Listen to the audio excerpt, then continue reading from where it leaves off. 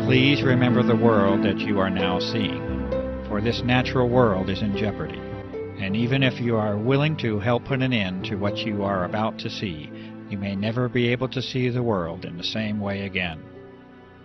In the early part of 1999, an immense operation began, an operation using aircraft that many of us will find difficult to accept. This operation involves a dispersal of massive amounts of fine materials into the atmosphere, and the implications of these actions are grave and far-reaching, and they strain the limits of understanding. There will be counterclaims to the evidence that is presented within this film, and you will be told that all is normal and as it should be. You will be told that there is nothing to be concerned about, and that all is as it has always been. Your eyewitness accounts will be dismissed as unreliable. This dismissal by claimed authorities and officials will be in direct contradiction to fundamental physical principles and your own common sense, but you will encounter it nonetheless. This dismissal now spans a time period of more than 5 years, and it accompanies a grassroots awareness that has been reached by millions of concerned and engaged citizens. From this point on, I urge you to use your own mind to reach your own conclusions on the truth of the matter.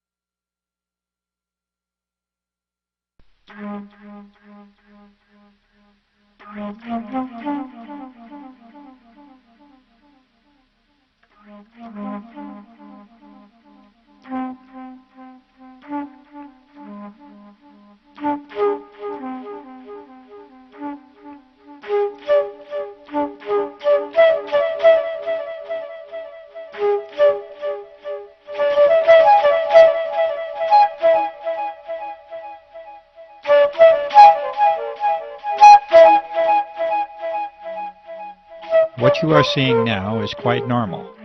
These contrails are the trademark of high-altitude aircraft since the close of World War II. You notice that the condensation disappears fairly quickly, much like your breath on a cold winter day. This is as it should be, and as it has been. For those curious enough to delve into the physics, chemistry, and thermodynamics of contrails, this normalcy has a more thorough explanation. Yes, science and common sense do agree, and the balances of nature are achieved with this common phenomenon.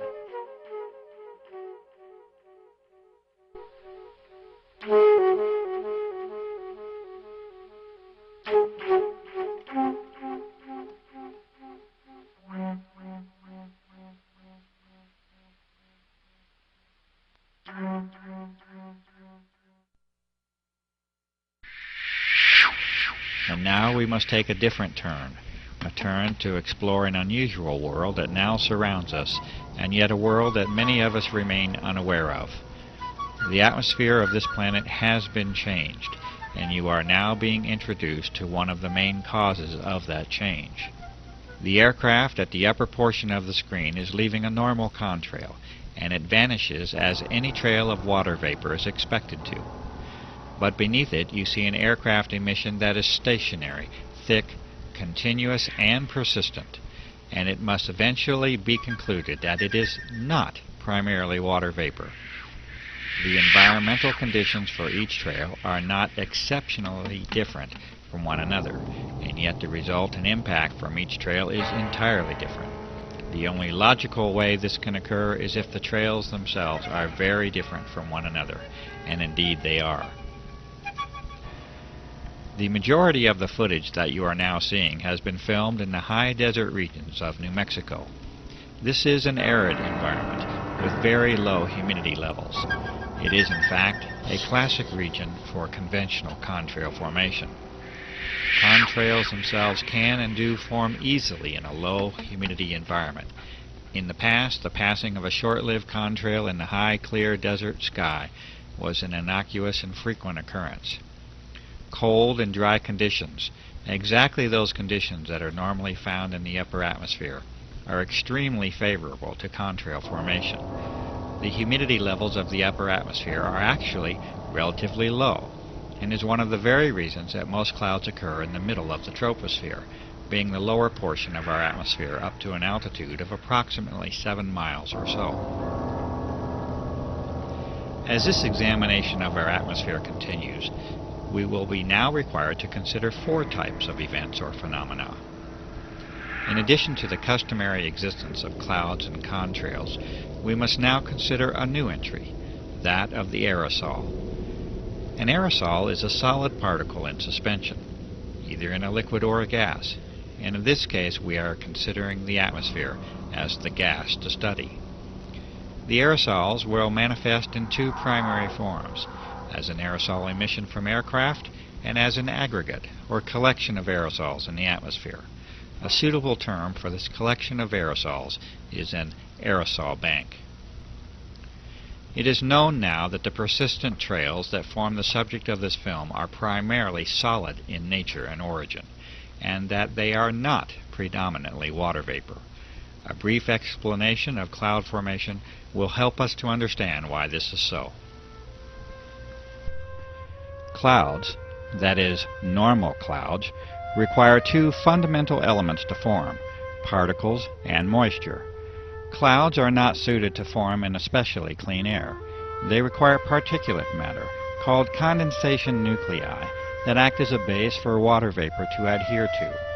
The size of these nuclei, for the process to be effective, must be extremely small. The size of these nuclei are on the order of sub-micron. For comparison, a human hair is 60 to 100 microns thick, and an asbestos fiber is a couple of microns in thickness. The other essential component for normal clouds to form is a minimum level of humidity. From numerous sources, this minimum is on the order of 70% relative humidity. Notice that the requirements for cloud formation and contrail formation are already entirely different from one another. This is because they are entirely different phenomena based upon entirely different physical principles. Contrails can and should form readily in clean, cold, and dry air. Normal clouds, on the other hand, require higher moisture levels and a particulate or aerosol base from which to develop. The radical transformation of our sky as a direct result of aircraft activity now forces us to address an entirely new set of conditions. Aircraft are now repeatedly dispersing materials into the upper atmosphere at flight altitude, roughly from 35,000 to 40,000 feet. These materials expand rather than evaporate, and they usually transform into an unsightful haze that over the recent years has decreased our general visibility down to ground levels. One of the remarkable facts is that this commonly now occurs at very low levels of relative humidity, on the order of 30 to 40%, instead of the 70% or greater that is associated with cloud formation. And so we know now that these are not clouds in any conventional sense. They are indeed a unique and artificial creation that now crosses new thresholds in the atmospheric and geophysical sciences. There is one way that such a transformation can be made, and that is with the introduction of vast quantities of an extremely small, water-loving metallic salt at flight altitude. This transformation cannot be achieved with water vapor alone, and the emissions under examination are indeed not water vapor. They are solid, and they are well entrenched into your air supply. These important conclusions are at the very heart of the aerosol operations that are being disclosed here. These changes in the very atmosphere that we breathe have a fundamental impact upon the life of this planet, and these aerosol operations have many potential applications that reduce the sanctity of that life. These operations are being conducted. They are being conducted without your participation or your informed consent. They are affecting your life, the lives of those you know and love, and the very life of the planet itself.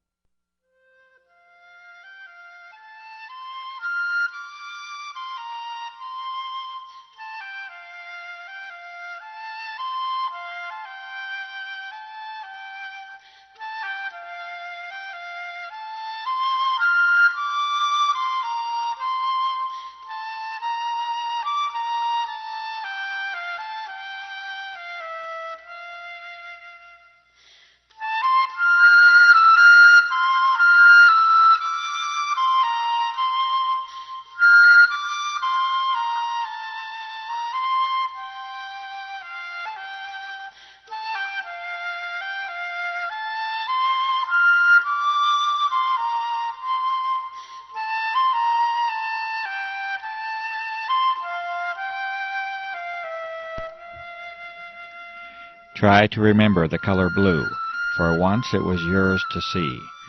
The blue sky is your birthright and a source for joy, and it remains at the very core of our existence. There are factual reasons for the blue color of the sky, which can certainly be traced to the cleanliness and clarity of the air that you breathe.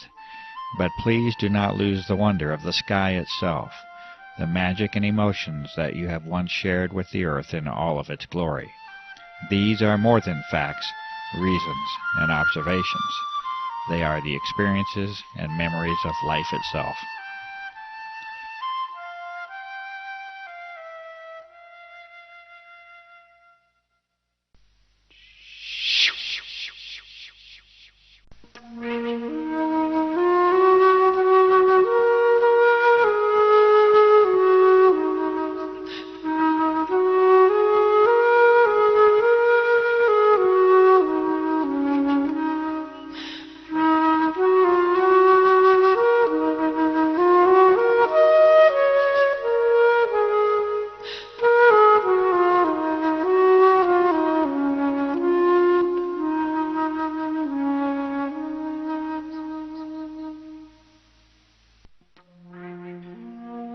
You can no longer see blue now, at least not in the same way that many of us know and remember. Your horizon has largely turned to white, and there is a very good reason that this is so. These fine, solid materials, or aerosols, are now in your way, and you will see clearly no more. The source and origin of these aerosols is now abundantly clear, and the aircraft operations have now made their mark upon this planet. It is a mark that you must now live with, and that you must now breathe, and that you must bear the consequences of.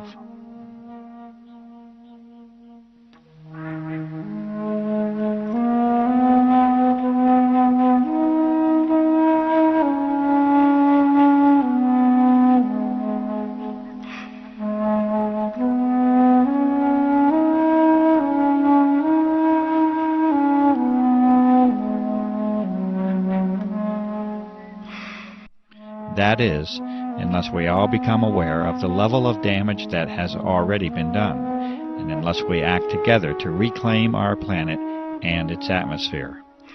These images were taken in what was once one of the cleanest locations on the earth, and that is the high desert of the Southwest. You may now see for yourself the daily reality of your existence, and it is a sad change that we have allowed to occur. Please, remember the color blue.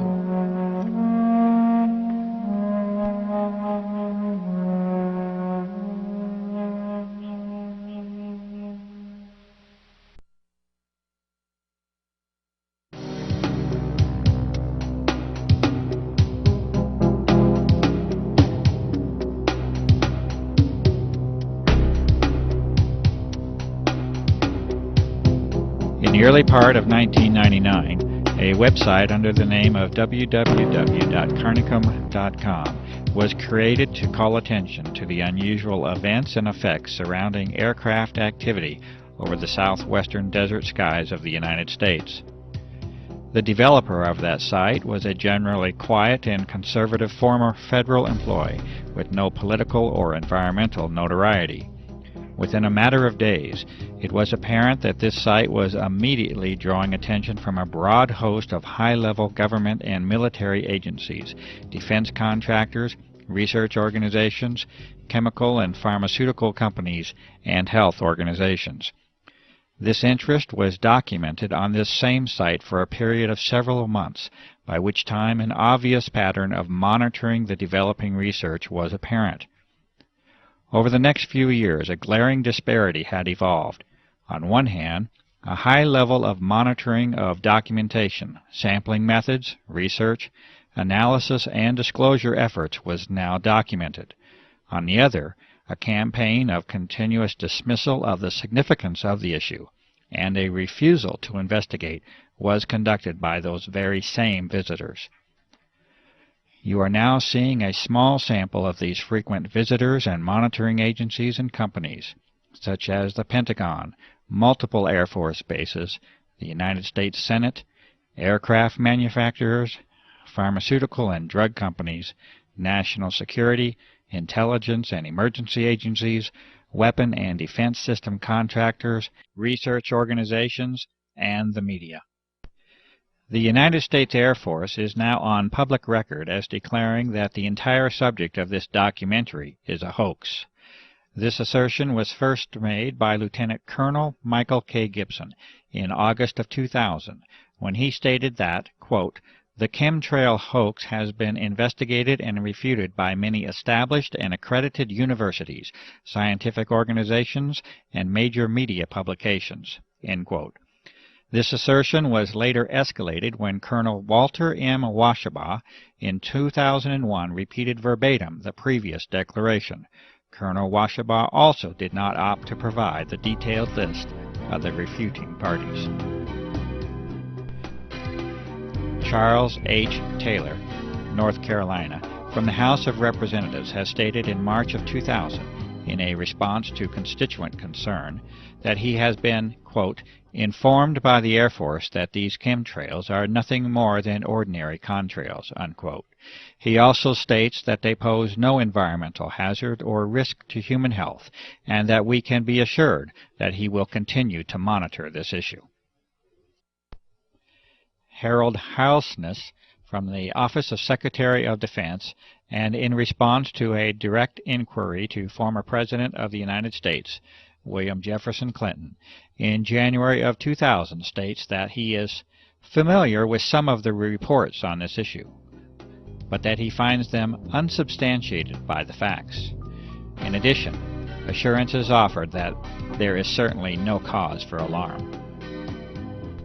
In the first of many responses from the United States Environmental Protection Agency, under the directive of Carol M. Browner, Administrator, it is acknowledged in December of 1999 that citizen concern is focused on whether or not aircraft may be involved in operations that release chemical or biological substances. The EPA responds that they are, quote, "unaware," unquote, of any such applications by such aircraft. In January of 2000, a certified letter including a physical sample of highly unusual airborne fibrous material is sent to Carol M. Browner with a request for identification of the material on behalf of the public environmental and health interest. The EPA responds again in February of 2000 in two separate letters with the statement that they are, quote, "unaware," unquote, of any programs to disperse materials into the atmosphere using aircraft. The EPA does not acknowledge the receipt of or the existence of physical materials within the correspondence. In October of 2000, a series of more than 1,000 petition letters of concern was sent to Carol Browner as an indication of significant citizen concern on the aerosol issue. The EPA responded once again in December of 2000 that they continue to remain, quote, "unaware," unquote, of any aerial application of chemical or biological substances that may have an adverse effect upon the population. After a period of approximately 6 months, the EPA continues to take no action regarding the identification of the physical sample under their custody, and no acknowledgment of the receipt of that sample is made. The discovery of unusual biological components within that sample by independent researchers heightens the concern for identification of that material. In response to an inquiry from Senator Jesse Helms of North Carolina to the Environmental Protection Agency, Region 4, the EPA once again responds with the phrase of choice, that is, the EPA is, quote, not aware, unquote, of any programs to disperse materials on the population using aircraft. The EPA expresses its appreciation over concern about protecting the environment and is hopeful that their reply addresses any concerns. Greenpeace, an international environmental organization, when contacted regarding the aerosol issue, stated in September of 2000 that they are, quote, unable to comment, unquote, and that they do, quote, not have an official position, unquote, on the matter. In a separate correspondence, Greenpeace responded to a citizen that they are concerned about global environmental problems and that they do not have local chapters that can help with this particular situation. In October of 1999, Senator Jeff Bingaman of New Mexico replied to a concerned constituent that the Air Force has assured to him that what is being observed are simply normal aircraft contrails. It is further stated that although there may be the appearance of an aerosol operation, this is not the case. Senator Bingaman also informs the constituent that he will ensure that the Air Force will reassure people about this issue. United States Senator Richard Lugar replies to a constituent in July of 2000 that what is being observed is simply a normal contrail, as has been seen since the close of World War II. Furthermore, Senator Lugar states that the FAA, NOAA, the EPA, and academic professors have examined the claims only to find out that they have been made by disreputable sources and that upon challenge provide no evidence or data. Representative Mike Thompson of California replies in April of 2000 to a concerned individual that what is being reported and observed is simply a normal consequence of aircraft traffic, and that there is no environmental hazard or risk to health. The State of New Mexico Environment Department in September of 1999 acknowledges a number of complaints received regarding aircraft activities over the skies of Santa Fe, New Mexico. The Environment Department declares that the, quote, data, unquote, does not suggest that any illegal or clandestine activity is occurring. A scientific document that discusses the nature of normal contrail formation is included within the reply to the New Mexico resident. The citizen is advised to keep the department abreast of any concerns. The Attorney General of New Mexico, Patricia Madrid, in November of 1999, also acknowledges multiple inquiries to her office regarding unusual aircraft operations. The Attorney General declares that there is, quote, substantial evidence, unquote, that the activity and contrails are well within the range of normal aerial activity. After issuing this notice, Patricia Madrid declines to respond to 2 personal visits made to her office by Clifford Carnicom, a concerned citizen, to discuss the aerosol issue. The Ohio Environmental Protection Agency responds to a citizen in November of 1999 by stating that they are, quote, unable to complete an investigation, unquote, and that they do appreciate the concern expressed by the citizen about the environment. The ABC News 2020 investigative journalism staff respond that, quote, unfortunately, unquote, a request for examination of the aerosol issue was not chosen, and that 2020 thanks the citizen for thinking of them and being in touch. And in June of 2001, 1.5 years after the original submission, the United States Environmental Protection Agency acknowledged the receipt of the unusual fibrous physical material. This acknowledgment followed a Freedom of Information inquiry on the topic submitted by a citizen. The EPA refused to identify this sample, stating that it, quote, was not the policy of this office of EPA to test or otherwise analyze any unsolicited samples of material or matter.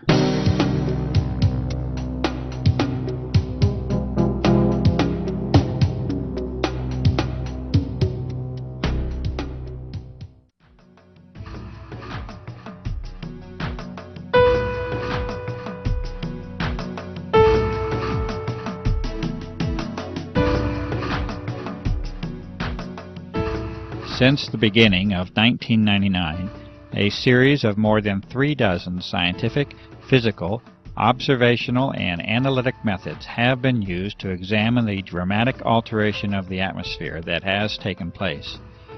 These tests have been conducted with much labor, time, and expense.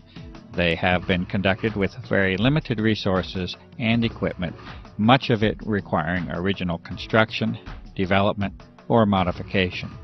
What follows is a partial presentation of these sampling methods.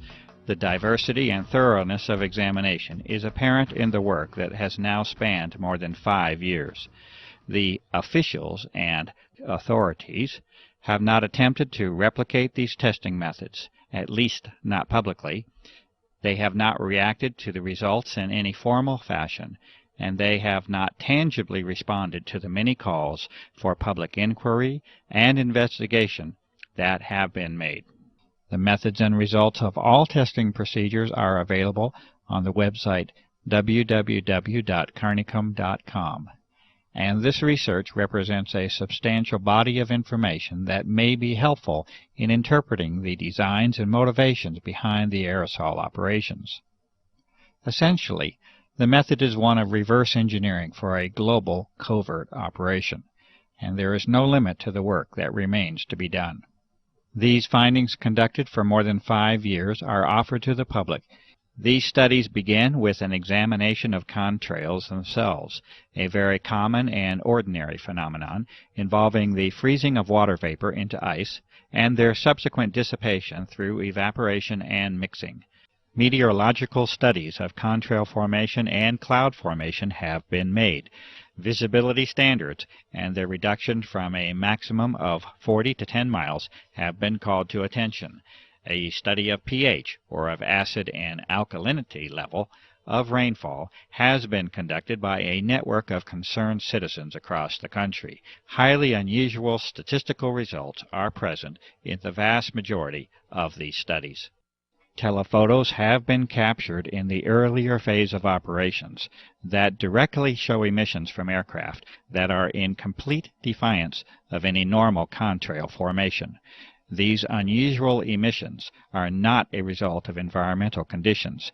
They originate from the aircraft and can be shown in these cases to have no dependence upon even the engines of the aircraft. HEPA, or high-efficiency particulate air filters, have been used in various states to directly filter the outdoor air in repeated tests. Some of the materials found include the repeated presence of unusual filaments, a gel formation, crystals, and powders. Extraordinary levels of particulate materials have been directly observed and recorded using simple methods discovered by citizens across the country. These methods include the corona of the sun and extremely powerful lamps. Caution with the solar method is especially advised. These observations have been taken under the most ideal weather and air quality conditions, and they nevertheless provide alarming and direct evidence of the substantial changes that have occurred in our atmosphere. Rainwater samples have been distilled to concentrate any solid materials or particulates. Metallic-based materials are evident upon observation. Unusual airborne filament samples have been collected from a variety of locations across the nation, as well as the globe. These fibers are highly unusual in their properties, and any claims of being simply spider webs cannot be substantiated. Samples of these fibers have been sent directly to the Administrator of the United States Environmental Protection Agency. Subsequent observation of these fibers under the microscope produces disturbing results, including the occurrence of unusual biological components. The United States EPA has refused to identify these fibers. Incredibly high mold counts have been found within repeated outdoor samples that have been taken. This result is in spite of the fact that the tests were conducted in an extremely arid environment in the high southwest of the United States. This arid environment has been further aggravated by extended drought conditions over the past several years, also a topic to be discussed further. It is a fact that particulate matter in the atmosphere acts as a transport mechanism, or delivery system, for other materials, including biological materials that can piggyback onto the solid materials. This is in addition to the health risk, including respiratory illness and increased mortality that result from higher levels of particulate matter in the air. It is also a fact that must be reported, despite the disturbing and alarming implications, that unusual and unexpected biological components have been repeatedly identified in a variety of atmospheric samples across a wide geographic area using a variety of techniques. The fibrous material sent to the United States EPA is especially unsettling, as it was later shown to contain biological components under the review of a medical professional. For those who might think that biological aerosols have no precedent, it might be worthwhile to read carefully the documented U.S. Senate hearings held in 1977, entitled Examination of Serious Deficiencies in the Defense Department's Effort to Protect the Human Subjects of Drug Research, along with the contractors that are enumerated within that report. A variety of electromagnetic devices have been developed and used. This investigation has resulted from the plausible hypothesis that the atmosphere has now been modified into what is called a plasma state, or an electrified gas. Testing has produced a variety of indications that this hypothesis is indeed correct, and that the atmosphere is regularly being used for electromagnetic applications. ELF energy is of special concern because of its direct connection to the health aspects of the electromagnetic nature of human beings. Artificial pulse energy appears to now have been detected on a variety of occasions, and evidence indicates that it is now a part of our unseen environment. Electrolysis methods have further confirmed the existence of unexpected ionizing metallic salts within our atmosphere. Radar anomalies also continue to point to the presence of an altered electromagnetic environment.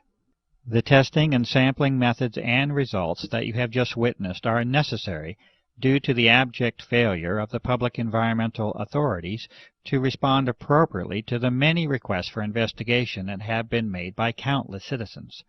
The responses of the so-called officials and authorities has already become painfully apparent.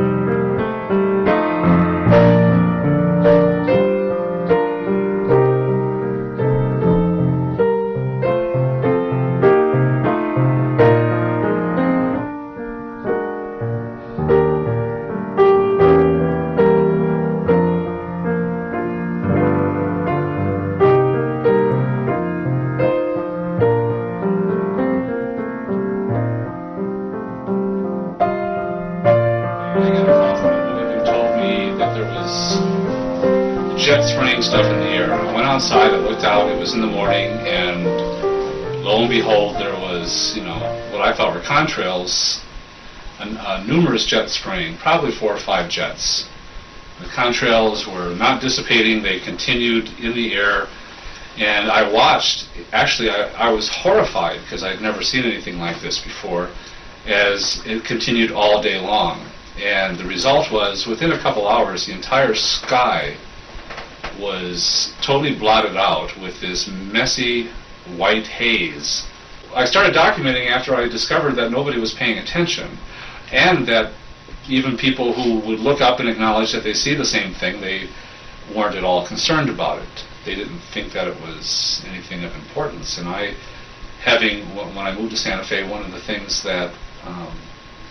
the reasons I moved here was because of the sun and the beautiful sky that they had here. And I've been somebody who's always watched the sky. And the sky here was deep blue and beautiful, and it was something that gave me energy. It was just something that just elevated my spirit every time I saw it, no matter how bad my day was going. If I could get outside and see that beautiful sky and those big fluffy white clouds, everything was okay. And so I saw this being taken away, basically, and I didn't know what was going on, and I didn't know who was doing it or why it was being done, and I still don't know. But what I do know is that it is being done, and it wasn't natural. The jets would come, and I know enough of, I have a degree in science, I have a doctorate in science, so I consider myself to be maybe not an expert in this particular thing, but I know how to look at things, and I know that that if you pass natural sunlight through a substance and it gives off a color, it usually identifies that substance. There's no two substances that give the same color in solution. So I knew that I was looking at something that was other than water, because that would have made what we know as a rainbow. It would have pretty evenly distributed bands of color all along the spectrum. Well, because I was trying to convince people that it was actually happening and it wasn't normal, I began to try to see things that I could point out to the sky while I was with them to say, well, look at this. How do you explain this? And I learned a little bit about meteorology and the atmospheric conditions necessary for even a contrail to form and persist, much less ones that just dissipate, and found that there were no laws of physics that supported this activity, or the explanation of this activity, as a normal water vapor or frozen vapor trail. And so I came up with things like, well, all of a sudden, the jet goes overhead, and in the same sky you'll see 2 or 3 jets passing overhead, and there's nothing. You can barely see the jets because they're so high up. And other jets come into an area, and all of a sudden the white trail starts all of a sudden coming out of the jet, and then it stops, and then it starts again. And I've seen a number of occasions where they just did dashes across the sky. And I talked to a few pilots, and I asked them, well, how can you do this? And they, first of all, they did not believe that anything untoward was happening, and they said, well, you can turn your engine off. I said, would you do it over and over again? He says, if you're nuts, the sky's gone from a deep blue to kind of a silvery white with a little hint of blue in it. Even on the best days, when you don't see a lot of activity overhead for even a week, it never comes close to the deep blue it used to be. And I started noticing, especially by March of '99, April of '99, people were becoming very, very ill. At the time I was working in a healthcare facility, and I was seeing a lot of upper respiratory disease happen. And over the years, I've watched more and more people come down with asthma, and you can hear it. You go into the supermarket and you find children, children that are 2 and 3 years old, and you can hear them wheezing. You can hear rails in their chest. I mean, this is very unusual. I still really do not know why this is happening. I mean, I've gone the spectrum. I've gone the spectrum from thinking, oh my God, they're trying to kill all of us, to maybe they are trying to, protect us from cosmic radiation that may damage the planet, ultraviolet or X-ray radiation that's coming because the upper atmosphere has been rended in some way, has been torn in such a way as to let those things through. So I've been all the way from the most evil intent to the most beneficent. But in either case, I want to know. I wanted to know. I just want to know. I want someone in an official capacity to speak about it openly.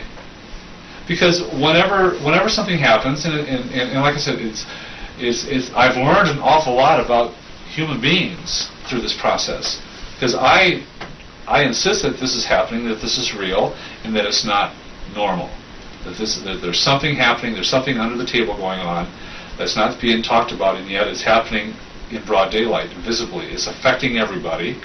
It's certainly, it's no longer the joy it used to be to go hiking in the mountains, to go outside to ride my bike. I've had more upper respiratory and lower respiratory and sinus infections and health problems in the last 5 years than I have in all my life combined. And so that's part of my concern, and also a lot of the people that I care about have been very ill. But in terms of, are they going to stop it? Because the public is concerned? Well, the public is going to have to get really, really concerned in a very, very big way. And the thing that, I mean, now that's a cynical view. A paranoid view is that,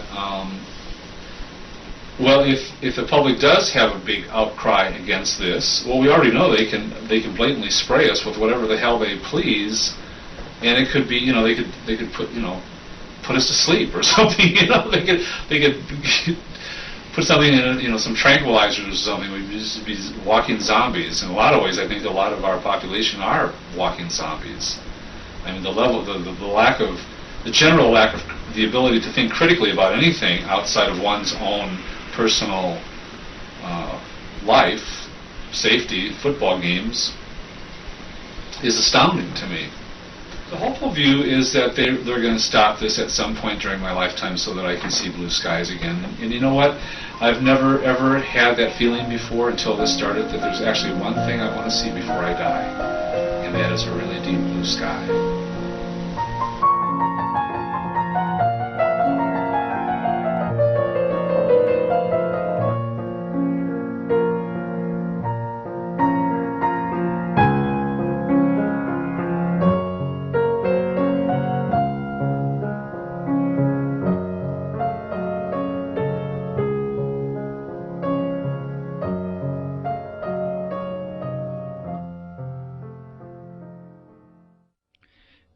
The following is a transcribed interview between Clifford E. Carnicom and Gwen Scott, naturopathic doctor and former CNN broadcaster, recorded in February of 2004. Question: when did you become aware? When did you find out? How did you find out about the existence of these operations, and whether they are real or not? Response: well, it's interesting, because I realized that if I had been any place else on the planet, I might not have noticed.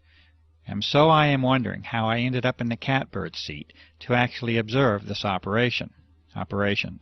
As you know, I live in a very rural area, and when I first moved here, the air was pristine. We had deep, deep blue, azure skies, thousands of stars literally at night. Probably one of the least polluted air supplies in this United States, because New Mexico is a very rural state. Very few people, very little industry. It's one of the things that drew me here. So here I was sitting, reading in front of a 5-foot by 5-foot bay window one day, and I see these jets. I assume they're jets. They're high and they're going fast, and they're not leaving the little 2-inch things that I'm used to seeing. They're leaving those huge plumes through the sky that spread out, and by 3 or 4 in the afternoon, it's foggy. It's so thick I can't see the mountain range. I can't see anything. And it's been continuous and ongoing ever since, to the degree now that the skies are so degraded that we never see deep blue skies anymore. Stars at night are hard to find. Everybody is getting accustomed to the pale blue, often white skies that we live with. But I see them going over, and I've taken hundreds of photographs showing this is not your normal contrail that should dissipate. Question: you notice a distinct change then from the 1990 era? Response: distinct is not the word. Dramatic, devastating, you can pick out any adjective you want. It is dramatically changed, the atmosphere. Dramatically. Yes, extremely distinct. Question: you live on Native American Indian land here. What is the sense of and the reaction of the Native American community to what is occurring? Well, it's interesting. I figured if anybody would pick up on it, it would be the Native Americans. And so I immediately went to friends of mine in the community and said, "Have you guys noticed?" And they are like, "Oh yes, we know absolutely what is going on." In fact, all 13 of the Pueblo governors had a meeting in secret to discuss it, what they would do. Would they come out and protest it openly? What would they do? And after this meeting they determined the following things. No, they would not. That it was just another dumb thing the white guy was doing, and at that point I don't think they understood the true significance. But now I think they do. But more importantly, that people wouldn't believe them. Or if they did believe them, would think it was only happening in this very confined space, and it really didn't affect them, and they were concerned for the gaming, that people wouldn't come to the casinos and things because they would think that just this area was experiencing it. So they voted unanimously to not say anything. Question. So even the Native American community did not show the level of independence or the level of assertiveness to make this an issue? Response. It was heartbreaking to me, but they're a little more philosophical too.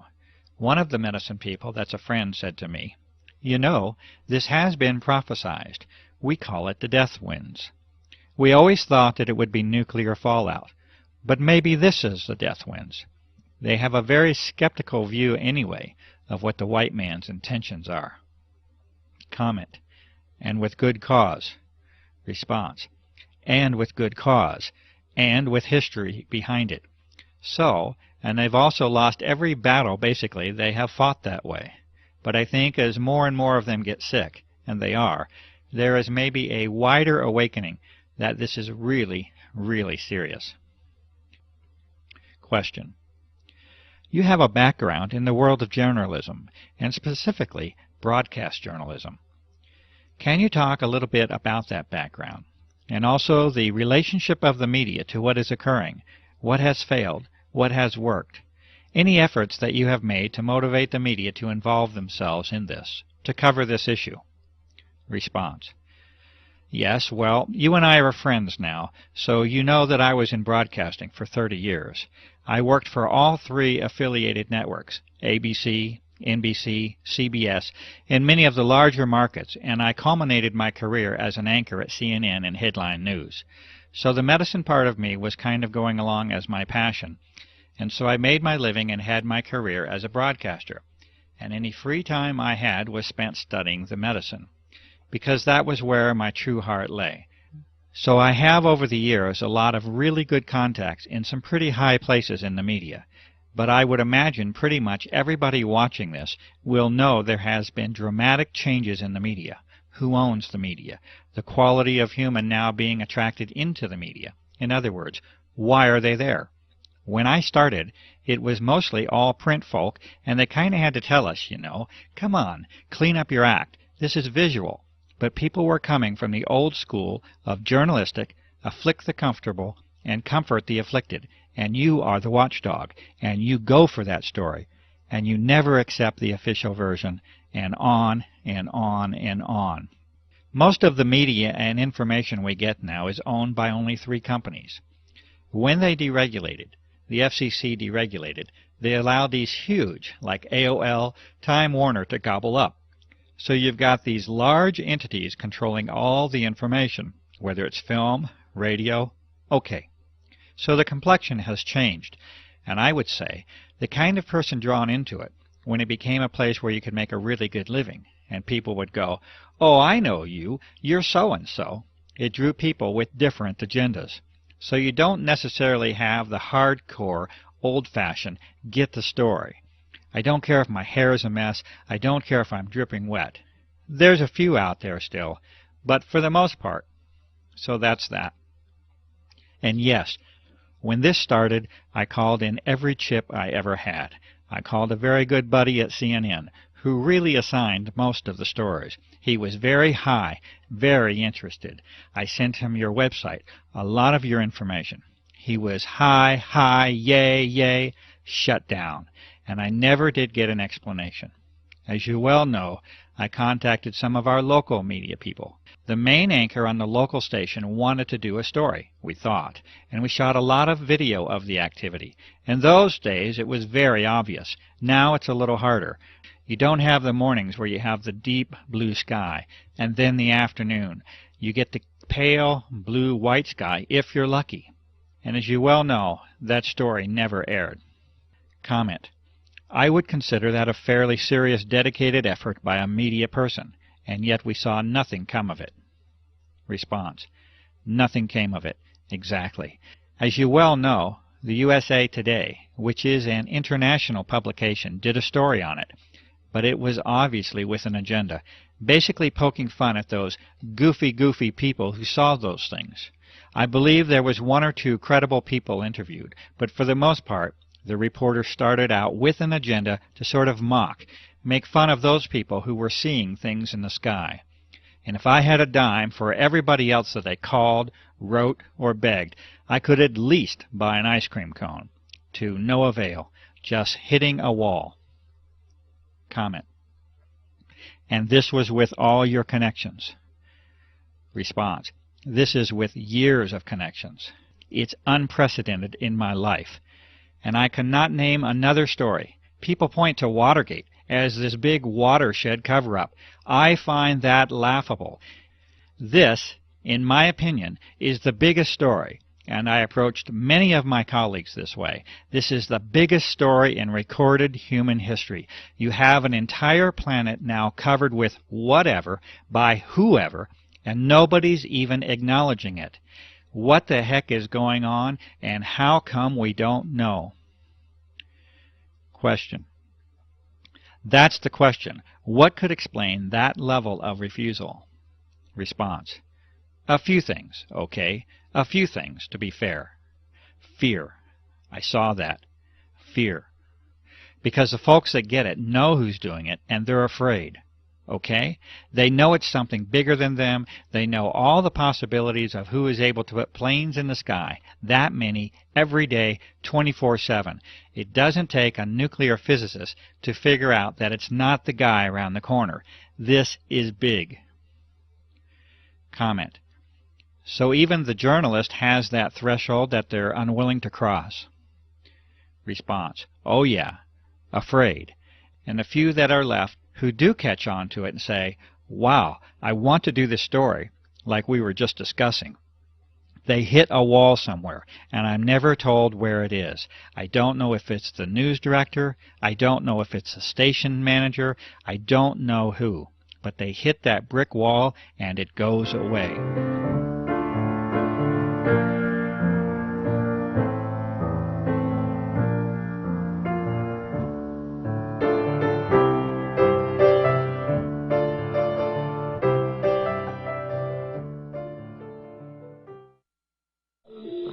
Smugglers, mysteries of the mind.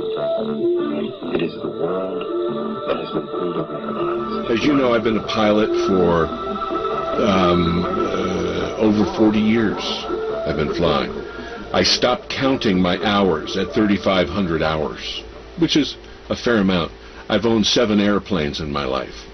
I have ratings all the way up to twin IFR. I am not jet rated, but you know, everything else. But today, Clifford, when all of a sudden you see these trails in the sky in the morning when you wake up, and by late morning, early afternoon, the sky is totally overcast.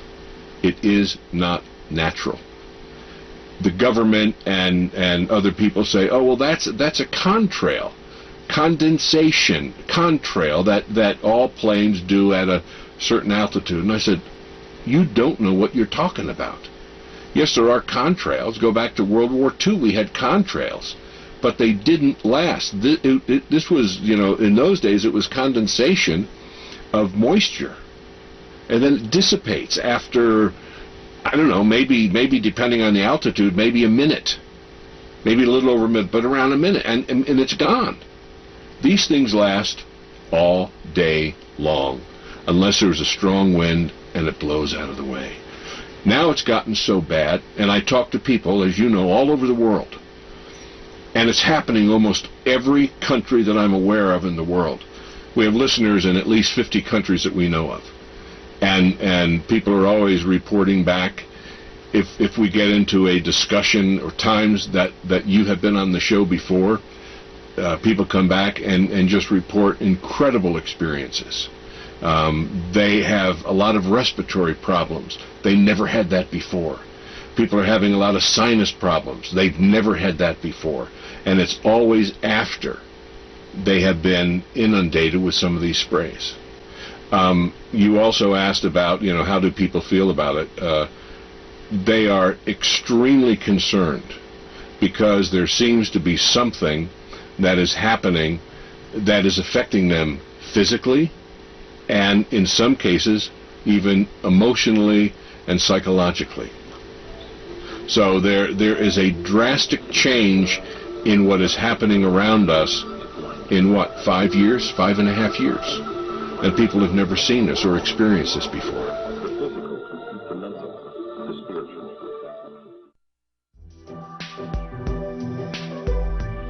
Clifford, it's so good to be on tape in person with you on this subject. I know before we couldn't show my face, we couldn't hear my voice because I was under contractual agreement.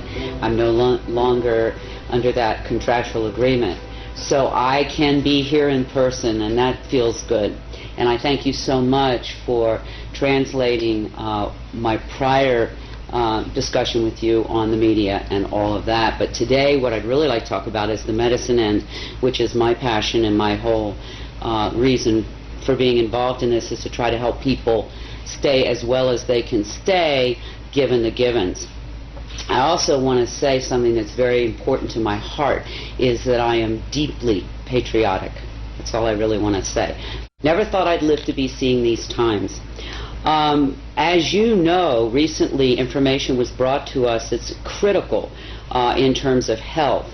So I want to deal with that first, and then we can go back and talk about the other contents of this aerosol spray and the impact to the body, and perhaps some mitigating medicines. We have found out through a very credentialed research doctor that perhaps what we're seeing occasionally show up in our air supply is a fungus. The reason this is so critical is apparently this fungus dramatically compromises the immune system by consuming those nutrients the immune system uses to repair and rebuild. And like every system in our body, the immune system has to keep rebuilding itself. It will wear out, it will wear down, and it has to keep regenerating. If it doesn't have those nutritional tools to do that, your immune system becomes dramatically compromised, unable to deal with any kind of invader. That's why I think we're seeing so many more colds and flus than we've seen in the last 5.5, 6 years, than we've seen in a long time. I know in my clients, these things are like epidemic. Sinus infections, colds and flus. That's on the lighter side. On the heavier side, we're seeing a lot more cancers and some very devastating disease, implying an extremely compromised immune system. Part of that has to be this fungal kind of invasion, because, as I said, this fungus eats the nutrients that the immune system uses to rebuild itself. People say, well, what do you do about a fungus? Well, there's some things that we know that are very good natural medicines for fungal invasions like that. Garlic kills fungus pretty much on contact. The Chinese mushrooms, reishi, shiitake, maitake, particularly in extract form, have been have a lot of efficacy. Caprylic acid, which you can find in any health food store. There are a number of things, and finally colloidal silver, we know, is a major antifungal. So when people are looking at their bodies and saying, why am I always feeling kind of run down and tired, it may be we're being told now that this person is looking at the blood of many, many people, and in almost everyone this fungus shows up in their bloodstream. So that's something we can take care of. If it becomes something in the lungs, we can do the tea tree oil inhales. We also know that we're getting a lot of particulate heavy metals, all of which not good for the body. And I'd like to just quick run through them. Their potential damage to the body, but then also some mitigating medicines we can do. We know that there's some aluminum in this, and we also know that aluminum, unfortunately, can cross the blood-brain barrier. And we know through research it's been correlated to diseases like Alzheimer's. If not so extreme, certainly short-term memory loss. So sad to say, the blood-brain barrier does not recognize aluminum as a toxin and lets it go through into the brain. The good news is, if you have enough what are called essential fatty acids in your system, your brain has the ability to take that metal, aluminum, and push it out of the brain into your hair. And I think that's why so many people who are getting hair analysis are seeing high concentrates of aluminum in their hair. It's the brain doing its job trying to get this toxin out. Some good essential fatty acids that you can consider are flaxseed oil, evening primrose oil, and most recently brought to me very profound is krill, K-R-I-L-L oil. It's a fish oil that's fairly pure. These essential fatty acids allow the brain to get rid of that aluminum. We also know that barium is part of the mix, and barium, besides being a carcinogenic, knocks pretty much all the potassium out of your body. And I'm seeing in my clients a lot of muscle weakness, a lot of heart palpitations, all related to either a complete loss of potassium or way too low level of potassium. So we know, since we're bringing barium in and it's knocking the potassium out, we need to supplement more potassium in. And I would say, for anybody who's listening to me, the responsible thing would be to say, to share whatever you decide to do with your health care practitioner, because if you're on certain medications, it can contraindicate. But these are just general guidelines and information for people, not prescription, not diagnostic. Yeah. There is also apparently some titanium in this mix from your research, again another heavy metal, and magnesium. And for a long time I could not understand why that would be a bad thing, because we're always encouraging people, to take some magnesium in. However, my brother, who's a physicist, accidentally gave me an answer that I had been seeking 2 or 3 years, why I was seeing so many blood clots and thick, sticky blood platelets. And it's epidemic now, and constantly running commercials for blood thinners and on and on. Well, he tells me when you combine an aluminum ion with a magnesium ion, it clots the blood. So we have both of those in this mix. My personal choice is ginger root for blood thinning. I take ginger root capsules every day. There's also an herb called ginkgo biloba that also thins the blood. But this is a very important cautionary. If anybody is on a pharmaceutical blood thinner, do not add in any of these other remedies, because you can get your blood so thin that if you cut yourself, your blood won't clot. So it's dangerous. So if you're on any pharmaceutical blood thinner, do not add in ginger root and ginkgo biloba and those kinds of things. But if you're not on a pharmaceutical, these are good natural things you may want to consider in terms of thinning the blood. And then there's I get this question all the time. People say, well, what can we do, to mitigate some of this? I mean, it's in every breath I take. That's something I think is hard for people to understand. This is not something that previously I could say to people, please don't eat margarine. Please don't drink tap water. These things are not good for you. I cannot ask people not to breathe. But what I can say, there are things that you can do to mitigate the amounts of it that you're taking in. One thing that you well know I do is when I'm outdoors, I wear a mask. It's not comfortable. It looks silly. I get stares. But I have to tell you, since I've been doing that, I've noticed a big improvement in what kind of symptomology I've had to deal with. Also, there is something, a very good all-natural substance called diatomaceous clay that has the unique property of attracting heavy metals to it, then binding with them and allowing your body to then send it out through your bowel. In most health food stores you can find it under the name of bentonite. You have to make sure, though, this diatomaceous clay that you're taking in is food grade, because they do have diatomaceous clay at the nurseries, and that's not pure. But if you go to your health store, or if you know somebody who has food grade diatomaceous clay, that is something I do daily to try to begin to remove these metals, because all heavy metals are detrimental to the system. Again, flaxseed oil, krill oil, the omega-369 oils, very important, particularly for brain function during these times. Potassium supplementation.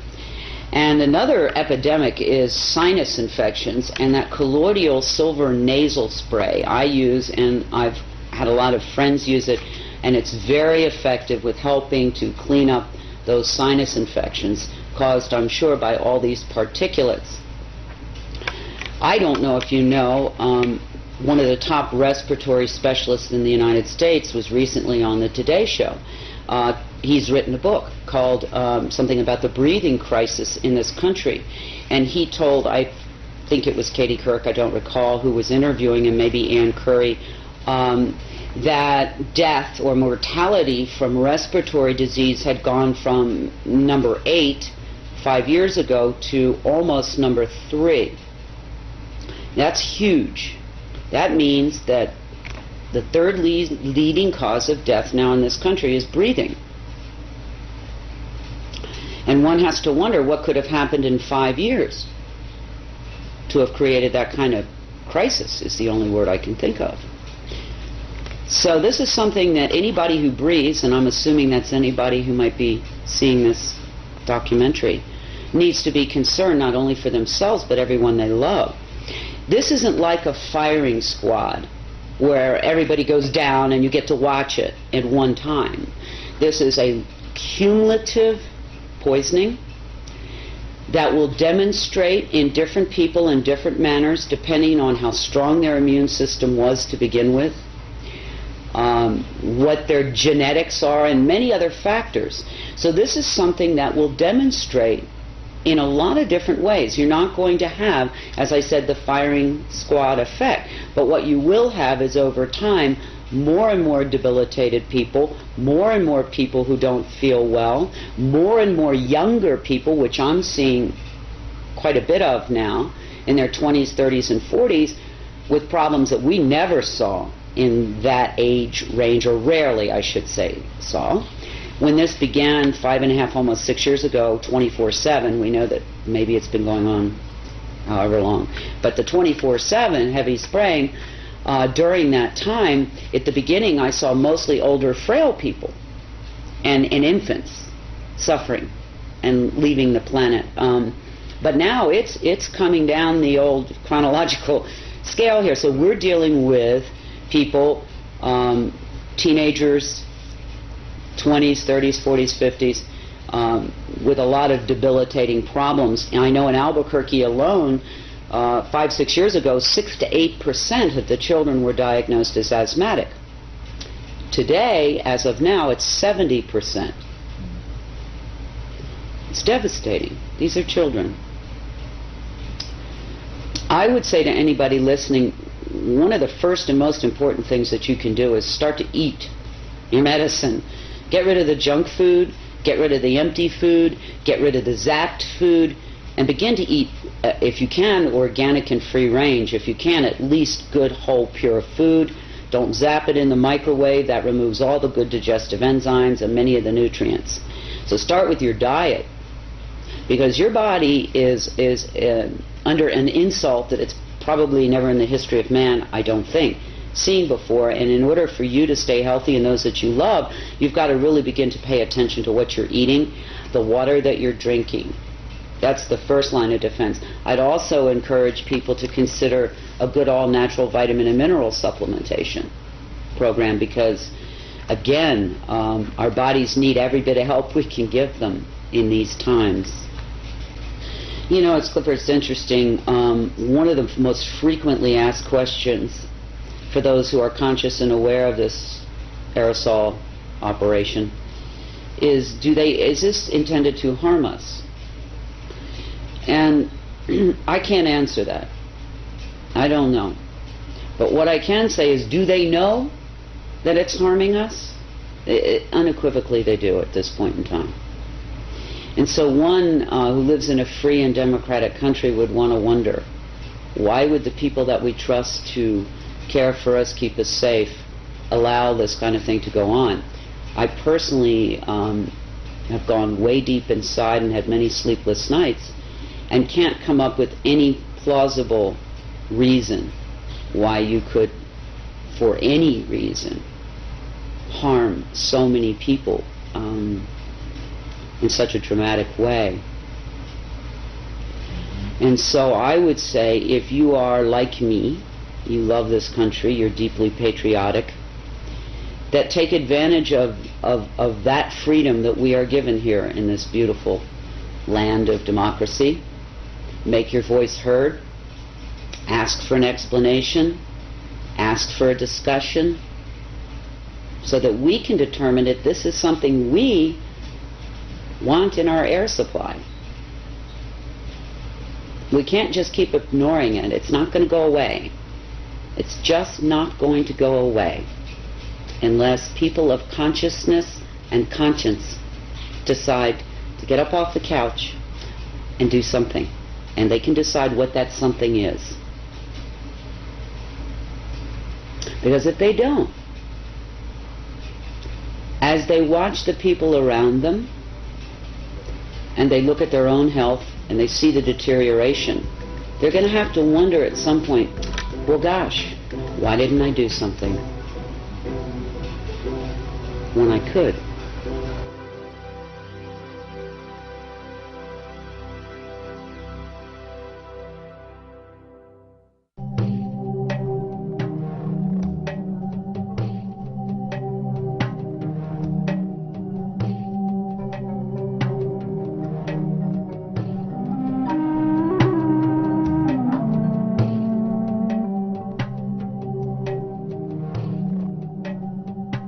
After confronting the reality of the changes that have been made to the planet, it is a natural question to ask, why? Why would anyone want to? And who would want to alter the very air that we all breathe?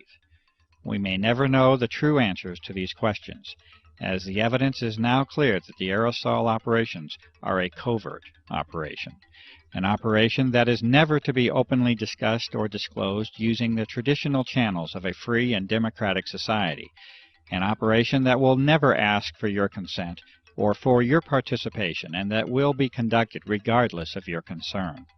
The answers, especially as to why, do not appear to be simple or restricted to a single purpose. The more that is understood about the nature and potential of the operations, the more complex the picture appears. What can be done, however, is to use the vast body of evidence that has been collected at a grassroots level to make interpretations that are at least consistent with this data. This has been done, and there are now 5 major areas of endeavor that are in agreement with the observations, data, and analysis that extends for more than 5 years. These are: number 1, environmental engineering, modification, and control; 2, electromagnetic operations; 3, military operations; 4, biological operations; and 5, planetary and geophysical change itself. These areas are not mutually exclusive to one another. There is an overlap that can make it difficult to discern where one program may start and another end. It is quite possible that any, and indeed likely that many or all of these operations are being conducted concurrently. What can be done within this brief segment is to explain how and why these types of programs are consistent with the broad spectrum of evidence that is now available to examine. First, with respect to environmental engineering, modification, and control. The evidence now shows that the very physical nature of the atmosphere has been changed. The best information leads to the conclusion that a hygroscopic, or water-seeking salt, is a dominant component of the aerosols that have been introduced. It is also an observation that has been confirmed over and over, and this is that the operations frequently, if not usually, are conducted in advance of approaching moisture and storms. These salts have the usual effect of locking up that moisture with the solid particles, and to generally reduce the impact of, frequency of, and the amount of moisture that reaches the ground. This is one of the simplest interpretations that can be made that is supported by countless observations, and this is that the moisture levels of weather systems have been altered. It may be no coincidence whatsoever that drought is now commonplace and widespread, and that the moisture of the planet is becoming an increasingly precious and sought-after resource. There are those who make claims that the aerosol operations have an intended, benevolent objective to mitigate the effects of global warming. It is also apparently accepted within that same claim that it is best that such an intention not be internationally discussed in public, and that you are best off not knowing about it. Unfortunately, the data does not support the contentions of benevolence that have been made, and in fact the majority of the data can be considered to have detrimental and potentially disastrous consequences to the life and ecology of this planet, including humans. Furthermore, the vast majority of elements and substances under examination will actually increase the heat levels of the lower atmosphere rather than decrease it when they are placed into it. This is exactly what the observations themselves support, and that is that drought conditions are exacerbated and aggravated by the introduction of the aerosols and not mitigated, as many might choose to believe. In addition, there are many more complicated aspects of environmental control that are possible with the use of conductive aerosols, including the modification of the electrical nature of the atmosphere, as well as thermal instabilities induced by interactions with the magnetic field of the Earth. Storms depend upon the electrical exchanges that take place within the atmosphere. Lightning is the result of electrical imbalances that occur in the electrical fields between the Earth and the atmosphere, altering the collection and distribution of rainfall, interfering with the electrical exchange of energy and producing thermal or heat instabilities. All of these point to a very realistic assessment that environmental modification and control is likely a fundamental agenda within the aerosol operations. The United States Air Force has publicly disclosed a doctrine of owning the weather by 2025, and many have good reason to believe that such objectives have in part already been accomplished. This brief introduction to this topic only considers impacts upon the atmospheric shell, literally an eggshell of life that surrounds this planet. Understanding the full environmental impact, including the soil, the seas and lakes, the flora and fauna, the agriculture that sustains us, can only lead to an ominous portent of environmental change that we must pay the price for with our apathy.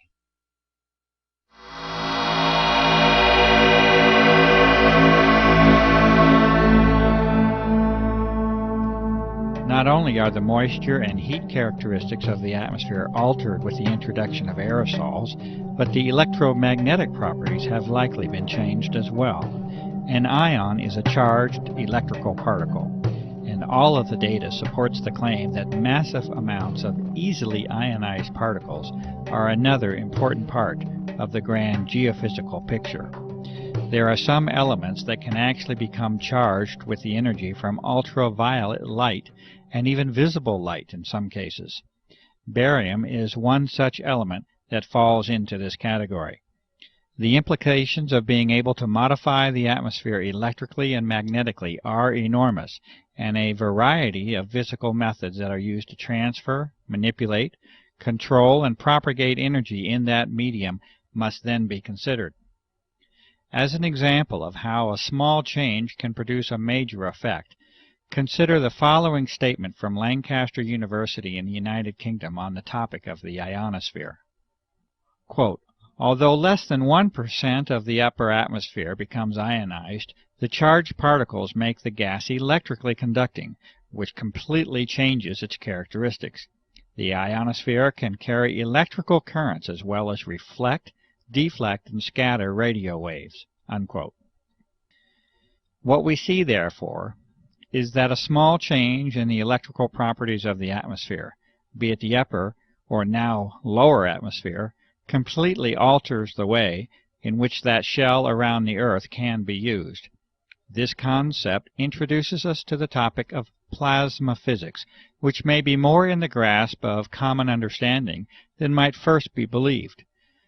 Most of us are familiar with a neon or fluorescent light tube. This is a perfectly common example of what plasma physics is about. In that tube, there is an ionized gas, and energy can easily be sent through that tube to produce the effect of light in that case. A plasma is an electrically conductive gas. This means that there is a source of ions and electrons within that gas, and that these electrons can be used to carry current. We have seen that it takes very little change to produce a large change in the electrical properties of that gas, and the effectiveness of energy transfer and accumulation is governed primarily by the number of electrons that can be introduced into it. The term that describes this is electron density, and it becomes increasingly important in our understanding of the likely goals of the aerosol operations. Multiple measurements of atmospheric conductivity levels, extremely low frequency and very low frequency radiation, as well as magnetic variation, support the claims made that the basic electrical properties of our atmosphere have been changed. These two physical properties alone that have been mentioned, that of thermodynamic and electrodynamic change, have the prospect of changing our world so much that even the most conservative of environmentally aware individuals should be aware of the prospect for disturbance and damage. Changes in heat and energy are at the foundation of the life of this planet and all those who dwell upon it.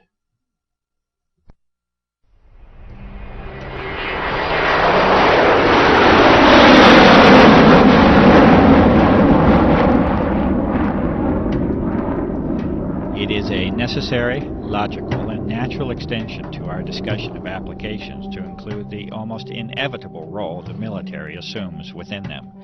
Indeed, the dichotomy of extreme, sustained, and continuous interest and monitoring of the aerosol research by the military and intelligence complex, juxtaposed with the public declaration by the U.S. Air Force that this entire subject is a hoax, is curious enough that many of us may wish to seek the truth of the matter. The most advanced military agencies, intelligence services, and defense contractors clearly have an interest in monitoring and controlling the level of discussion and disclosure on the aerosol issue. The tools of research and analysis must therefore be used at least in part to compensate for the lack of openness that now shrouds this democracy under the guise of national security. A glimpse into the military window has been achieved, and a central theme will eventually emerge, and that is of control. Control in the deepest and far-reaching sense that you may imagine. For when the atmosphere of the planet is controlled, life itself, in the end, is controlled. With a basic knowledge of plasma physics, that is, the physics of an energized gas or atmosphere, it is impossible to proceed further without at least a brief introduction to the HAARP facility and technology. HAARP, or High Active Auroral Research Program, is operated by the U.S. Air Force and is claimed to be simply a research facility. The stated purpose by the Air Force for the HAARP project is that of a scientific endeavor aimed at studying the properties and behavior of the ionosphere, with particular emphasis on being able to understand and use it to enhance communications and surveillance systems for both civilian and defense purposes. It may be this, and then again, it may be more than simply a scientific endeavor. It may also be enlightening to consider United States Patent 4686605 by Bernard Eastlund in 1987 entitled, A Method and Apparatus for Altering a Region in the Earth's Atmosphere, Ionosphere, and/or Magnetosphere. There are many who have sensibly concluded that this patent essentially represents a blueprint for the HAARP facility as it has been constructed. This patent makes mention of numerous objectives and methods of operation that far exceed any scientific endeavor alone, and references the work of Nikola Tesla as a source of historical contribution. The amazing inventions and achievements of Tesla with respect to energy transfer and amplification, including the use of the atmosphere as a medium for sending energy from point A to point B, are well documented. The documents of Tesla were eventually confiscated at the close of his life, especially as they related to military matters, and he is generally now accepted as an unrecognized genius. The current incarnation of ionospheric heating is able to, according to Mr. Eastlund, put unprecedented amounts of power in the Earth's atmosphere at strategic locations, and to maintain that power level with the pulsing of energy. This patent also recommends the use of large clouds of barium so that ionization by sunlight will increase the electron density within the plasma environment. Testing and analysis does now positively indicate the presence of unusual levels of barium, a toxic element, within atmospheric samples. The amount of power inherent in the design of the HARP project is further indicated by Mr. Eastland stating that the present invention can be formed to simulate or perform the same functions as a detonation of a heave-type nuclear device without actually having to detonate such a device. A heave weapon has the effect of lifting the magnetic field of the Earth itself and involves the expenditure of massive amounts of energy. The patent is further stated to have numerous military implications, including the enhancement of or interference with communication and guidance systems, including those of airplanes and missiles, radar interference, missile destruction, weather modification, material transport of micron-sized particles, and molecular change of the atmosphere are each mentioned as further applications of the patent design. The executive summary for the HARP project also specifically mentions forcing the descent of particles from the atmosphere toward the ground using ELF radiation from HARP. Clearly, environmental modifications, the electromagnetic transfer of energy, and military operations of global impact are already in sight from the existence of these aerosols within our atmosphere.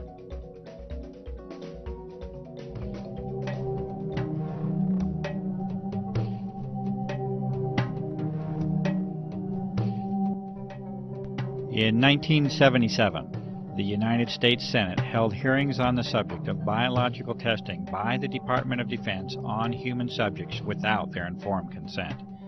In the opening statement, Senator Kennedy identifies the key issue of the hearings, the known use of Americans as unwitting human subjects for open-air germ warfare testing conducted in the public domain by officials of our own government. Furthermore, he poses the critical question, should a democratic people cede to its government the full responsibility of determining when secret tests on unwitting subjects are necessary to protect the nation's security? It appears that this key issue was never truly addressed, and that, almost 30 years later, this responsibility is no longer a question that is even being posed to the public. It is a fact, however unpleasant and distressing the consideration may be, that biological components have been repeatedly identified in a series of tests of atmospheric samples over a period of several years. The U.S. Environmental Protection Agency has refused to identify physical material that has been demonstrated to contain biologicals of this same form. These components appear to involve the use of desiccation, freeze-drying, and aerosol distribution methods, exactly the same methods itemized within the private contractor listings of the Senate hearings. Evidence further indicates that extremely advanced biotechnical methods are likely to be a part of the development and delivery process. To date, no professional or public medical professionals have attempted to duplicate the test methods and results, and the evidence continues to be provided only through independent citizen activism. Acknowledgement and response to this evidence by all public officials remains lacking. There is currently no prospect of government hearings on the aerosol issue, and the reality of the evidence continues to be denied by public officials.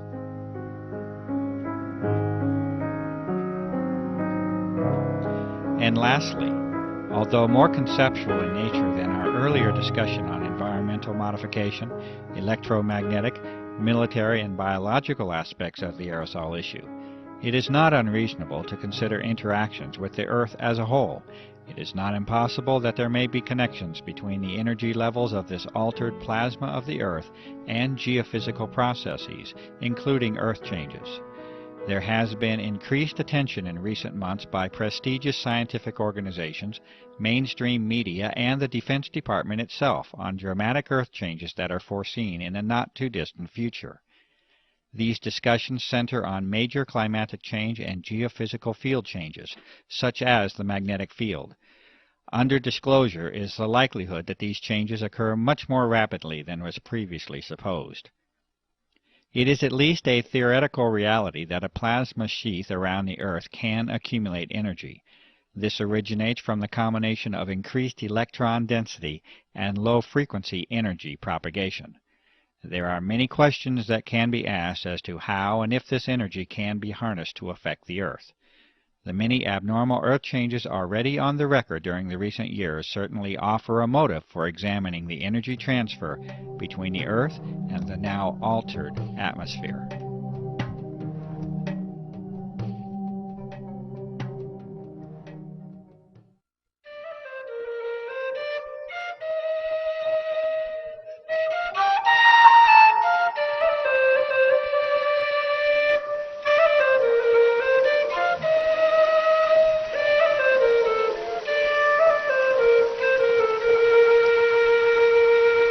You have seen traces of a world still in a state of beauty, and you have seen the signs of a terrible change.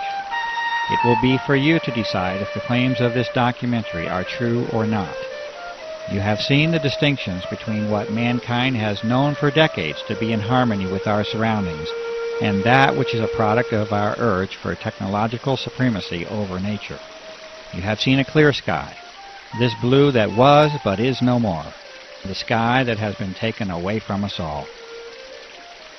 You have been confronted with assertions of operations on a scale never seen before in the history of mankind, and you have been shown evidence that aircraft can alter and have altered the fragile envelope for life that we call the atmosphere.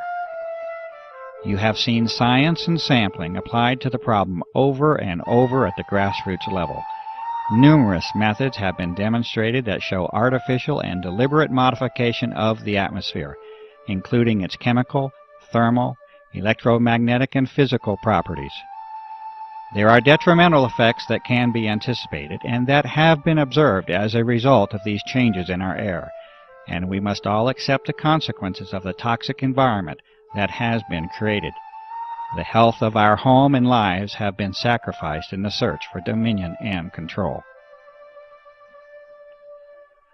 You have witnessed a high level of interest in the subject of this documentary by the military branches at the highest level, the intelligence services, the chemical industry, research organizations, defense contractors, bioengineering firms, and the pharmaceutical complex. You have heard the responses of the public, government, and even environmental organizations in response to the innumerable requests by the public for investigation. These responses repeatedly revert to describing phenomena that are normal and commonly observed, while denying and dismissing the extraordinary observations that sensible and reasonable citizens have called attention to. There has been a sustained campaign to ridicule and discredit the cumulative efforts of years of research, activism, and devotion by countless individuals acting from the motive of concern for the health of this planet and its inhabitants. A free and democratic society, if it is to continue to exist, must be able to openly discuss the benefits of technological and military supremacy against the deleterious impact upon the environment that we as global citizens must share. Divine rights of humankind must assume their rightful place amongst the individual nation's right for military security and secrecy. You have heard the responses of only a few citizens and professionals who state their sensible concerns about the impact of the aerosol operations upon our environment and our health. The lack of time prevents the presentation of the awareness that is now known to be shared by a grassroots network that conservatively must include millions of people. The extent of this awareness across national boundaries is apparent, and this network is of global proportion. The control of media information by relatively few corporate interests appears to be a significant factor in the restriction of honest and open public discourse on the aerosol issue. The attempts at ridicule of this issue by the U.S. military establishment should also be evaluated as to intent and motive. You have been provided with an analysis of the potential agendas of the aerosol operations.